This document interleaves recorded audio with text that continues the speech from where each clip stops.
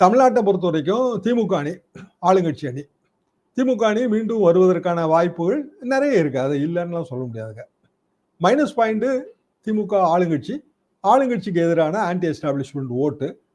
பல தவறுகள் நடக்கும். எந்த தவறு நடந்தாலும் அது ஆளுங்கட்சி மேலதான் பிரதிபலிக்கும். எங்கேயோ அஜித்குமார் லாக்அப் மரணம்னால அது ஆளுங்கட்சியோட தவறாத்தான் கொல்லப்படும். மக்கள் மத்தியில் அப்படிதான். எங்கேயோன்னு சொல்ல முடியாது இல்ல சார், எங்கேயோன்னு சொல்ல முடியாது. அப்படி லாக்அப் மரணங்கள் நிறைய நடந்துட்டு தானங்க இருக்கு, இந்தியா பூரா நடக்குங்க. இன்னைக்கு கூட உத்தரப்பிரதேசத்துல ஒரு இது பார்த்தேன், ஒரு ஸ்டேஷன் கற்பழிப்பு.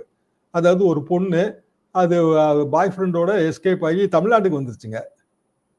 அங்கேருந்து ஒரு போலீஸ் ஃபோர்ஸ் லேடி கான்ஸ்டபிள்லாம் கூட்டிட்டு அந்த பொண்ணை ரெக்கவர் பண்ணி கூட்டு போறாங்க, ரிட்ரைவ் பண்ணி காப்பாற்றி கூட்டு போறாங்க உத்தரப்பிரதேசம். உத்தரப்பிரதேச ஸ்டேஷன்ல ஒரு பாலியல் அத்துமீறல் அப்படின்னு சொல்லி அந்த பொண்ணு இப்ப புகார் தருது. நேரடியா உத்தரப்பிரதேச அரசு தான் இதற்கு காரணம் அப்படிங்கிற குற்றச்சாட்டை அப்படி வச்சிரவா? மனிதர்களோட தவறு காரணம் இல்லையா?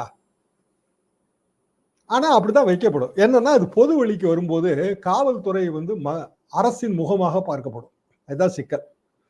ஒரு சாதாரண ஒரு கிராமத்துல ஒரு ஏட்டையா ஒரு சைக்கிள்காரனை கம்பு வச்சு தட்டிட்டா கூட முதலமைச்சர் தான் பொறுப்பு, அதுக்கு வேற வழி இல்லை. அப்ப இது லாக்அப் மரணம்.